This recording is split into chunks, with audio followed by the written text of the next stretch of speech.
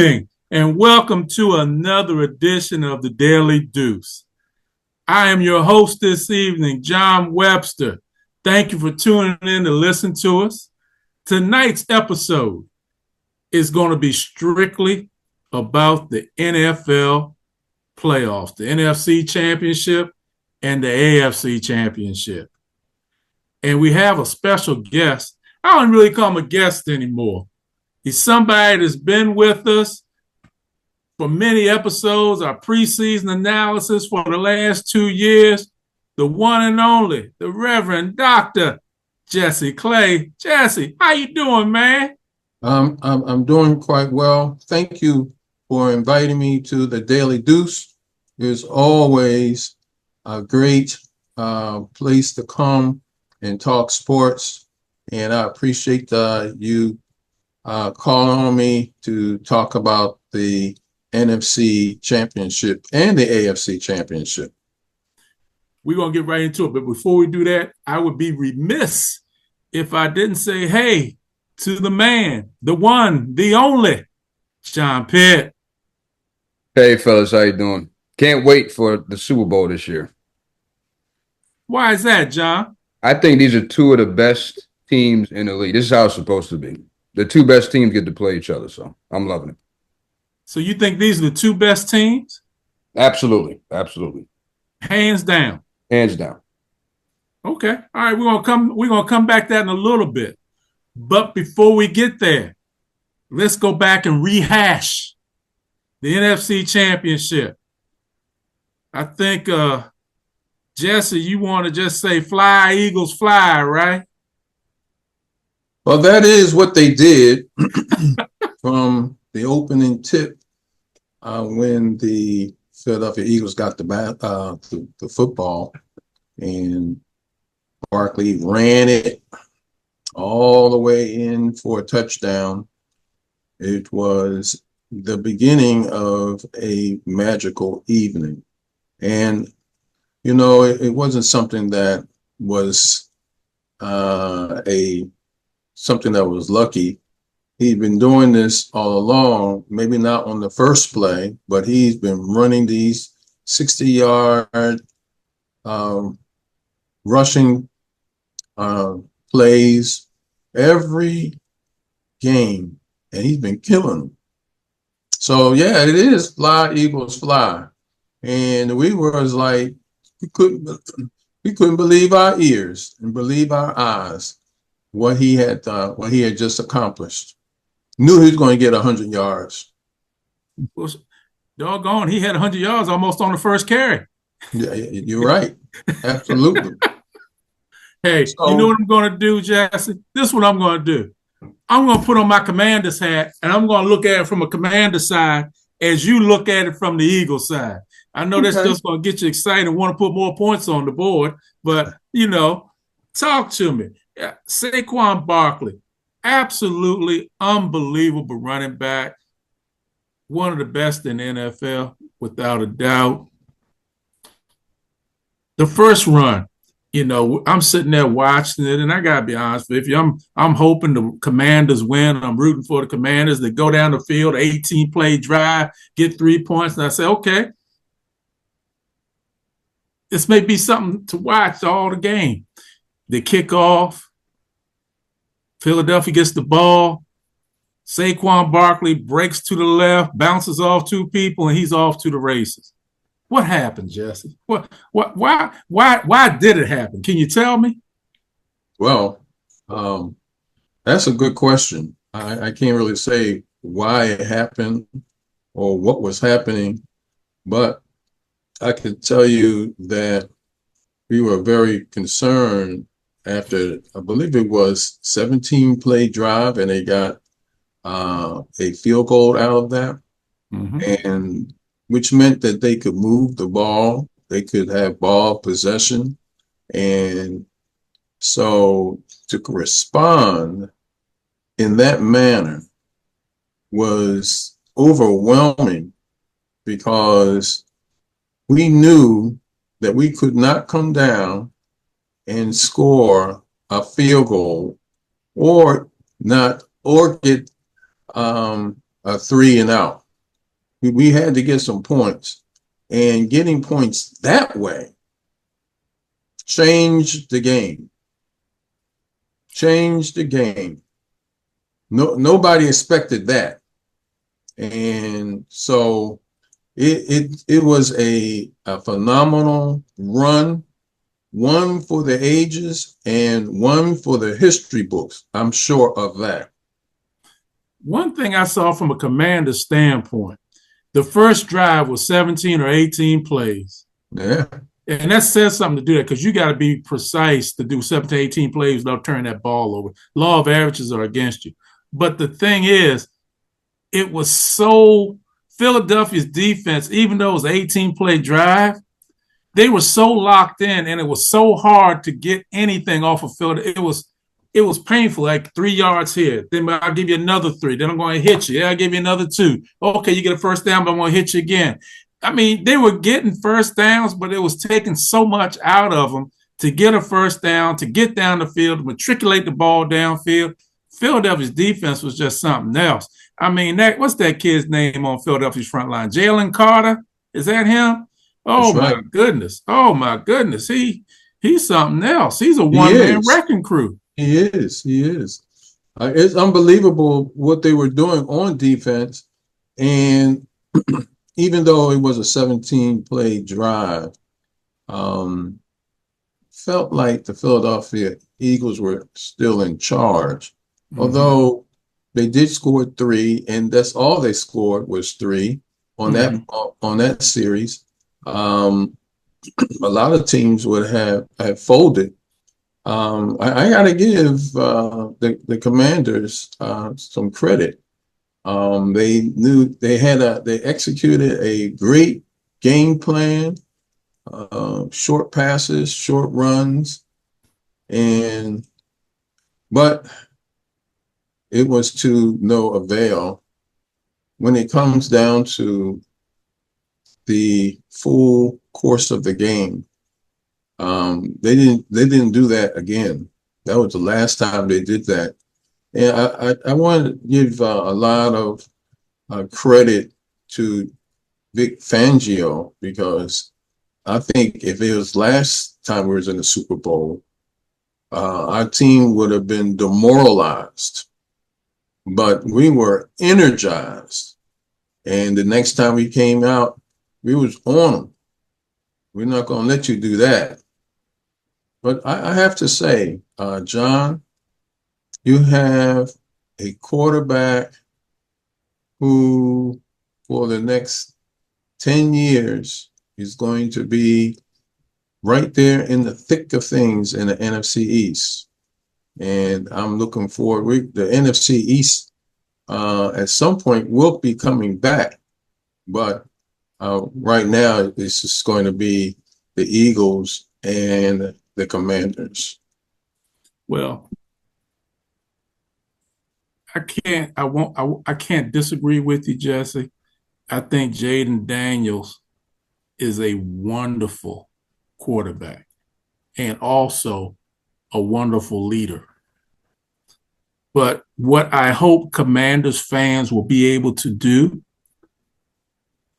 is, just as exuberant as everybody is during these great times, realize that, yes, he is wise beyond his years, but he's still a kid and he's still learning. And there are going to be some weeks, just like that game this past Sunday, where it's going to be rough. Still, they got to stand by him, stand with him. Every Sunday or every Monday or every Thursday night game is not going to be Detroit or Tampa Bay. You're going to have some Philadelphia games in there. Got to be patient and realize this kid's still a rookie, but now he's into his second year. That's right. Unbelievable, but you still got to be patient with him. You got to be patient and realize he's still a 25-year-old kid. And it work with him. Question for you about the Eagles. Yes. I think another thing that I saw that I thought was really good on offense was, I'm not going to say the incorporation, but I'm going to say targeting A.J. Brown. I thought that was really good on Philadelphia's part. I think he's a matchup problem for 95% of the defensive backs in the NFL. I think he is really tough. What do you think, man?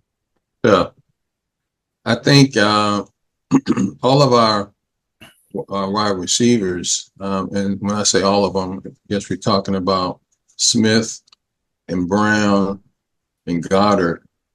These guys bring talent that most teams don't have players to really can play against them on defense. And, you know, the interesting thing is that I never really understood why the ball was not going to him, even the last game or the game before or any game. And I believe that Jalen has to, really get comfortable in letting the ball go. So I'm thinking, as the next game comes, he's going to have to let the ball go. I know that he loves to have a donut in the turnover column, and I agree. We do want a donut in the turnover column. However, there's a number of plays that he could have made if he just let it go. Tom Brady kind of mentioned it on the broadcast. Repeatedly. Yes. Like I don't know what he's doing. He missed this play. And to the opposing quarterback, Jaden, he was throwing to his relief valve. He was rolling out. Come on, man. That relief valve is there every time. Mm-hmm. Every time. Come on, man. You got to throw the ball.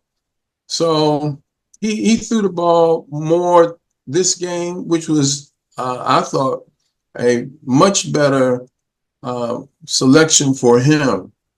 And I hope that he does it because they're going to blitz him. They're going to blitz him. And if you're going to get blitzed, you got to know where your relief valves are. So you can't look downfield and try to find somebody open while you're on the run. Just use your relief valve. What's wrong with 5-6 yards? Just like they were doing to us, we need to do the same thing to other teams. And that is the issue that we have had over the last few games. When he starts hitting those relief valves, going out in the flat, you're throwing to tight ends, you're throwing to running backs, but the fact of the matter is that you're getting a few yards. You're not running around throwing the ball away. And I also want to say that he did throw the ball away, which was good. I'm thankful for that. So now, what do you think of key? Before we move over to this AFC game and talk about that a little bit, what do you think a key on that defense is? Why were they so good against the Commanders on Sunday? What was the key, do you think? Well, I believe that the major key was, of course, the pressure, and then the linebackers getting up and playing on the short game. So, okay. They swing the pass out, and they have a yard or two before they get to the line of scrimmage. And then here comes an Eagle player, either to knock them back or contain them for minimum yardage. Those kind of plays are winning plays. and they did that consistently throughout the game. I was Dejean, and even our cornerback, who is a rookie. He was very, very strong. He matched up against I'm trying to think of the wide receiver. He did For get the Commanders, you're talking about McLaurin and McLaurin, yeah, against McLaurin. And every game that they play, he matches up against McLaurin. He kind of like shuts down McLaurin because he's just as fast and he's just as big, and so he can blanket him. And I don't think they like to throw. However, the thing is so funny to me is that this was his first interception in the season at the very end of the game. You know, he had a lot of passes that came his way that he missed. He cannot catch, but he caught that one. I hear you, man. Well, I'll tell you what. Let's talk a little bit about that AFC game. And then before we wrap it up, we're going to come back and talk a little bit about the Super Bowl, okay? Okay. So since we're going to talk AFC, I'm going to take this off now. I'm going to go with the Kansas City Chiefs now. How about that? Okay. So we're going to talk Kansas City Chiefs and Buffalo Bills. Yeah. I don't like either one of them, but that's okay. Come on, Jesse. You don't like either one of them? Well, yeah, I'm going to tell you. I like Andy Reid, but I want him to lose. Andy Reid's a product of you all, man. He wouldn't be where he is if he didn't have Fly Eagles Fly. That's right. That's right. You know, I think I said on your show once before, they fired him on Monday. He was hired on Tuesday. He's one of the best coaches in the NFL, man. That's right. Without a doubt. He's one of the best. That game against Buffalo on Sunday, it was a typical Kansas City Buffalo game. Back and forth, momentum changes, big plays at the end change everything. I'll tell you this. Josh Allen and the Buffalo Bills have played Kansas City 4 times in the Josh Allen era in the playoffs. Right. And they've lost 4 times. I don't know, Sent home. I don't know what they can do differently. Because when you look at this past game, Josh Allen played well. He didn't do anything. He didn't do anything bad. He didn't do anything extraordinary. He played a consistent game. And it still wasn't enough. Believe it or not, I was reading somewhere that this may have been the most points Kansas City has scored this year. So, and their defense, Spagnuolo, the defensive coordinator, calls a great game. He's one of the best defensive coordinators in the game. I look at Chris Jones on the line for Kansas City. They got a tough line. Their defensive backs are good. I think, Buffalo, it's always 1 or 2 plays. The 4th and 1 play where they said he didn't get the first down. What do you think, Jesse? Was that a first down? I would have gave it to him. I would have gave it to him. It was very, very close. Very, very close. That was a big play. Then the other 4th down play they had, Allen scrambling. He throws a ball out there. I think he's just throwing it away. And Kincaid's right there and it bounces right off his arms. Oh, my goodness. If that's not deja vu of the Ravens game, I don't know what is. Yep. I kind of felt for the Buffalo team. I felt for the defense. And I really felt for the heroics of the quarterback, because I don't think that, like you said, you can play any better than the way that he played. That 4th and 1, it was so close. And I can't remember, was it ruled on the field as a first down? I can't remember. It was ruled on the field that he was short, and Oh, then it was still upheld in the booth. oh, I okay. think, my personal opinion, Jesse, and you tell me, you may disagree, on a play that close, I think if the referees rule on the field that it was a first down, then they're not going to change it. That play was that close where whichever way they said it was, the booth is going to back it because it was a very close play. I mean, there's questions about the play because the one referee where they marked it short, they said Right. he had Allen had his back to him. The referee that said it was a first down, he saw the ball. So you have that controversy going which way, who do you listen to, right foot, left foot, it's one of those things, man. Yeah, they couldn't, the referees couldn't make up their mind whether or not it was a first down or not. When I saw the referee, I can't remember which one it was, the one that was coming toward the camera, Mm-hmm. it looked like he was on the other side of the line. The other one wasn't. So, Right. it is football. It is Mm-hmm. football. I mean, they say that, just a matter of inches. And I'm telling you, man, it was made for a better game if they had given it to him. But I understand the process and the procedures. And when they got that, that was to me the turning point of the game Mm-hmm. because they was running it down their throats. I'm not sure. Most teams cannot run the tush push, and you would think that Josh Allen would have been able to run the tush push a little better rather than falling to the side. You Didn't they know, stop him 3 times on that? uh, I don't know. At least two, right? Yeah, at least a couple times. Yeah. But come on, man. Spread them out and then run for an inch.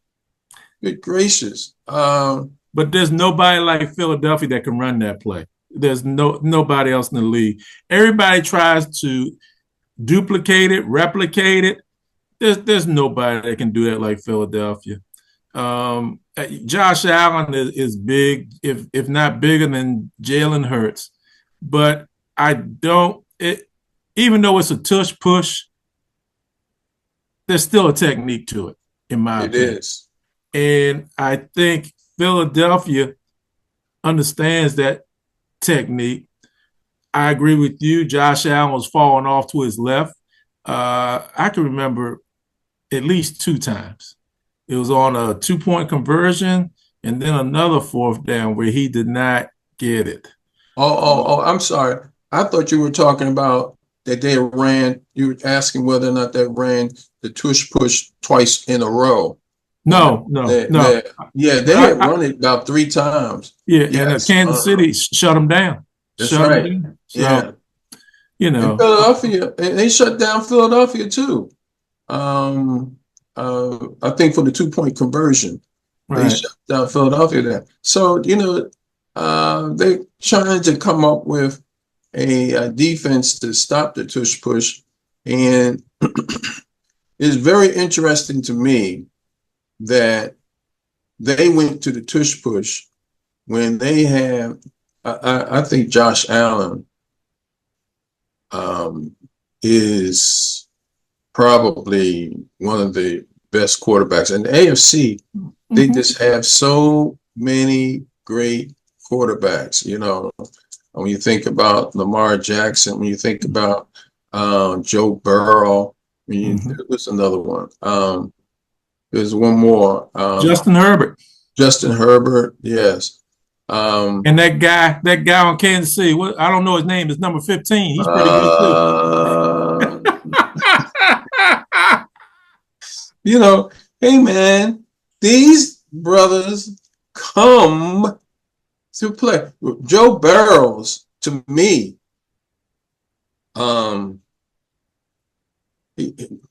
Joe Barrows, to me, he probably is one of the best. I mean, you can't put him up as the best because he ain't won nothing, you know. But since he came into the league, I had kept my eye on him. He is a tough cookie. Tough cookie. So I you know, it just seemed like Kansas City was just squeaking by. You know, they get that one play that they need. And so we're gonna have to stop them. Well, you know what? We're not going to pick it, but we're just going to go over it real quick. You say they get that one play. Somebody's got to stop that one play because you got Kansas City and you got Philadelphia in the Super Bowl. I know you fly, Eagles, fly. You probably thought I didn't have an Eagles hat, Jess. I want you to know I got an Eagles hat. I know you had one. I know you had one. You probably got a jersey and some Eagle socks and sneakers too. Hey, you just gotta wait and find out. You gotta wait and find out, man. You got all kinds of paraphernalia over there. But with this Super Bowl coming up, we know who you're gonna pick. I'm not picking anybody yet, but I'll ask you as we're coming to the end of the show. Okay. What are the keys to this game? What are the keys for this Super Bowl? Well, John, that's a good question. I think there's several keys on both sides, maybe about 3 keys. I think for the I'll go with the Kansas City. Okay. I'll go Kansas City first, and I would say short passes, getting outside and making some of those key plays, and the defense trying to stop Barkley. I think those are the 3 keys. Now, on the other side, I think it's going to be the defense pressuring the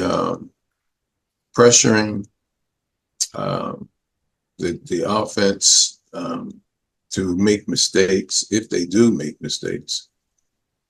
And Eagles got to be able to run the ball, which I believe they can. And they're going to have to throw short passes as well, because I believe that they're going to be coming in, I think, five deep, maybe even 6 deep to stop Saquon. And if he gets rolling, it's over. If he can get 5-6 yards of play, I don't know if our backup running back is going to be, this concussion protocol thing. You got 2 weeks to get through it. But they got Shipley, who can run the ball. I don't know if I want to put him in the Super Bowl, but hey, he can run the ball. He's not quite as fast as Barkley because he got caught. There aren't too many people that are, Jesse. Yeah, I was hoping he could just run it in, but he got caught. So he knew he was getting caught. So I think that's one of those 3 keys. I think they pretty much are the same on both sides of the ball, really. A lot of short passes. Watch out for 5 to 6 line, 5 to 6 men lines, and run the ball. Pacheco, he's a tough character. Yeah, he's very, very tough. So, but I'm gonna tell you who else, in my opinion, who Pacheco is tough. But I think the unsung hero for Kansas City this year is them bringing back Kareem Hunt. Yeah. I think he has really, when Pacheco went down, they were able to bring in Hunt and they didn't miss a beat. And it helped that he's been there before. He's very familiar with the system. Right. And he's just played great ball, man. Played great ball. He did. It's I forgot. It's so funny. Things happen in your life and people forget he did something, but I can't remember. Yeah. So, but a second chance, and he took full advantage of it. Yeah. And back in the day, they had Kareem Hunt, who was like super fast, and then they had Hunt and Tyreek Hill. Tyreek Hill, who was super, super fast. Mm-hmm. And those two, they were a menace. Mm-hmm. Okay. So, it's too bad for Tyreek. Yeah, well, you make your decisions. The decisions are what you got to make in life, and that's right. He made a decision. He wanted to move, and hey, maybe he'll get a chance next year. But Jesse, tell me this: are you coming back before the Super Bowl? Or are you coming back after the Super Bowl? When you coming back to the Daily Deuce? Well, it's already before the Super Bowl, so I would say after the Super Bowl. Win, lose, or draw, you're coming on, right? Yeah, yeah.